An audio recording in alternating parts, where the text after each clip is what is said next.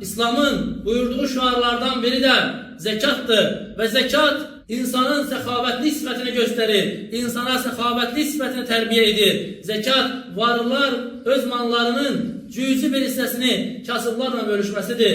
Zekat Müslümanların, imkanı olan Müslümanların, imkansız Müslümanlara yardım etməsidir. Zekat onların, kasıbların hakkıdır. Onlara sevinç bəxş etməkdir. Əziz Müslümanlar, İslam'ın buyurduğu şuarlardan biri de Ramazan orucudur. Hansı ki biz bunu artık arkada bıraktık.